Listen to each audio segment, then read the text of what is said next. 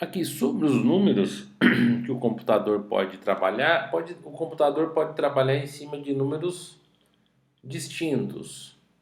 Quais são os números mais tradicionais que o computador pode trabalhar?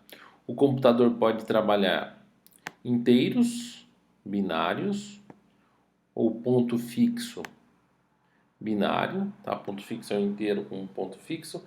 Pode-se trabalhar com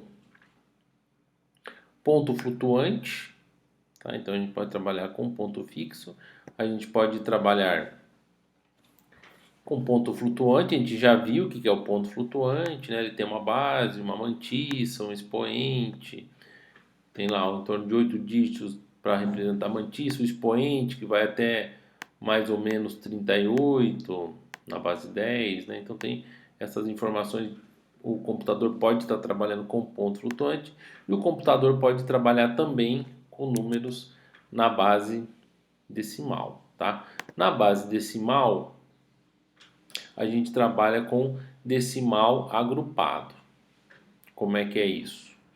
A base decimal a gente trabalha com aqui 4 bits para representar um dígito, né? Então a gente tem 4 bits para representar o dígito 000, 001, tá? Ele vai representando até chegar no 9, que é o 101, e aí ele para de representar, ele só tem de 0 a 9. Então ele perde um pouco dos 4 bits. O 4 bits tem capacidade de representar 16 valores, mas aqui ele só vai representar 10 valores. Mas é uma forma que é válida, porque o ser humano é acostumado a trabalhar com números na base decimal, tá? Então é importante você trabalhar também na base decimal. E os computadores, alguns computadores, algumas arquiteturas são preparadas para trabalhar também na base decimal. Aqui tem um exemplozinho, número 246. O primeiro dígito é 0, o segundo dígito é 2, 4 e 6. Representou o número 246. É muito é muito muita perda, tá? Então, representar números da base 10 usando bits, você tem uma perda grande, você gasta mais espaço para representar os números, mas é uma forma possível, tá? O caractere, em geral, são representados aqui pela tabela ASCII, tá? A tabela ASCII a gente já viu lá em programação, é o número que representa cada caractere e cada símbolo. A tabela ASCII ela gasta 7 bits. E o que é interessante é que o oitavo bit pode ser usado para paridade. O que é paridade? Deixa eu falar para vocês. Suponham aqui que eu tenho um número de 7 bits, eu tenho um bit que é livre, que é paridade, e aí eu tenho mais 7 bits aqui, para representar, por exemplo, a letra A. Então vamos lá. Vamos fazer aqui. 1, 2, 3, 4, 5, 6, 7, 8. 1, 2, 3, 4, 5, 6, 7, 8. E aí eu coloco os valores aqui. 0, 1, 1, 0, 0, 1, 1. Aí eu conto quantos uns eu tenho. 1, 2, 3, 4. Então, para eu manter o número de uns par, eu coloco 0. Tá? Se eu tiver um bit alterado, eu vou ter um dado inconsistente. Tá? É um código detector de erro. Se eu mexer em um bit, se eu trocar um bit, aí eu perco essa paridade. 1, 2, 3, 4. Eu vou ter um número ímpar de uns. Aí esse dado eu sei que não presta. Ou, por exemplo, se eu tiver um número que seja aqui 1, 0, 0, 0, 0, 1, 2, 3, 4, 5, 3, 4, 5, 1, 2, 3, 4, 5, 6, 7. Eu tenho um número 1, eu vou fazer a paridade e coloco 1. Aí o número de 1 fica par. Tá? Se por acaso um bit for trocado e aparecer 1, eu vou ter uma quantidade ímpar e eu jogo fora. Então são códigos de detecção de erro. Eu posso inserir um código de detecção de erro aqui no meu caractere. Aí eu tenho certeza que aquele caractere está certo, que ele não perdeu alguma coisa no meio do caminho. Tá? Aqui na continuação, o livro fala de dados no computador x86, né, que é o 386, 486, 586, Pentium, é uma família 86 de processadores, e ele trabalha com byte, trabalha com palavra, que é 16 bits, trabalha com palavras duplas, 32, trabalha com 64 e trabalha com 128 bits. Tá? Então tem todas essas formas de você trabalhar aqui com unidades de memória. E aí, os tipos de dado dessa arquitetura tem vários, tem números inteiros, números ordinais, representação de dígitos na base decimal, BCD, ponteiros, tá? Cadeia de bits, pontos flutuantes. Então tem uma série de dados que podem ser utilizados aí para representar as suas informações. Então a gente tem lá byte, tá? Palavra, double word, quad word, e você tem ponto flutuante de precisão simples, ponto flutuante de precisão dupla. Então aqui você pode ver o tamanho dos dados, né? Inteiro sem sinal de 1 bit, inteiro sem sinal aqui composto por 1 byte, vai de 0 até 8. Aqui escreveu de 1 bit, mas é 1 byte, que é byte, tá? Inteiro sem sinal de uma palavra, são 16 bytes. Inteiro sem sinal, palavra dupla, 32, 64. Tá? Então tem várias formas de se representar os seus dados, né? Inteiro de um byte, inteiro de uma palavra, palavra dupla, 4 palavras, aí você vai gastando mais informações. Ponto flutuante simples, ponto flutuante precisão dupla, ponto flutuante de precisão estendida. Então são todos tipos de dados aí que são utilizados pelo seu processador. O processador trabalha com vários tipos de dado. As operações que podem ser feitas na CPU, elas são do seguinte formato: ou é transferência, load ou store, puxa dado da memória, salva dado na memória, operações aritméticas, soma, subtrai, multiplica e divide. Eu tinha um professor que falava assim: o computador é uma máquina que soma, subtrai, multiplica e malemar divide. Ele dava essa para falar das operações aritméticas, operações lógicas e ou conversão de inteiro para float, conversão de float para float de maior precisão, tá? Entrada e saída, controle e transferência de controle. Então esses são aqui as operações que podem ser feitas.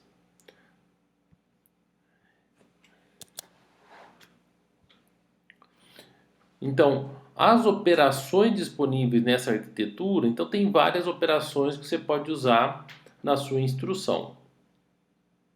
Tá? Então, as operações que você pode usar: move, store, load, exchange, clear, preenche de 0, set, preenche de 1, push, pop, adiciona, subtrai, multiplica, divide, valor absoluto, negado, operador AND, operador OR, operador NOT, tá? Então tem exclui OR, testa, compara, tá? Transferência de controle são as operações do tipo jump, que é o if, né? Que você salta algumas instruções. Jump condicional seria o if.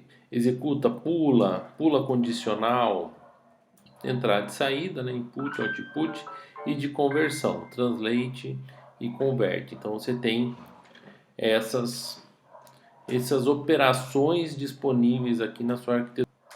Ainda tem mais algumas de transferência de dados, ações do processador. Você tem transferência de dados, aritmética, lógica, conversão e transferência.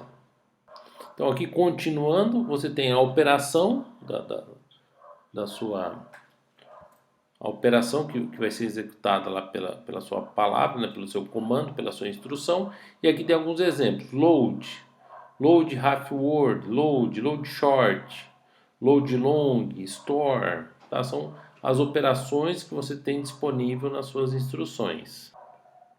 Aqui algumas operações aritméticas, né? Valor absoluto, negação, inverte o sinal, incremento, decremento e operações lógicas, tá? Aí você tem o P, tem o Q, tem o NOT, tem o P e Q, P ou Q, XOR e P igual a Q. Então são várias operações lógicas que você também tem disponível no seu conjunto de instruções. Aqui tem o exemplozinho, tá? Você tem um exemplozinho do AND feito R1 e R2, você tem o R1, você tem o R2 e você pode fazer um AND, né? O AND vai pegar onde tem 1 e você pode fazer o XOR também, vai te dar um outro resultado um pouco diferente. Você tem essas instruções que você pode usar e fazer os seus programas aqui em código de máquina. Outras operações disponíveis no seu conjunto de instruções. Você tem deslocamento para a direita, move o seu número, né? Uma casa para a direita colocando um zero no começo. Deslocamento à esquerda, move o seu número para a esquerda colocando um zero aqui. Deslocamento aritmético, ele mantém o sinal e faz um deslocamento à direita. Deslocamento à esquerda, ele coloca um zero e mantém o sinal e faz um deslocamento. Então, vários tipos de deslocamento que você pode fazer nos seus números, né? Rotação, à direita, ele pega o último elemento e joga na primeira posição. Ele vai fazendo uma rotação.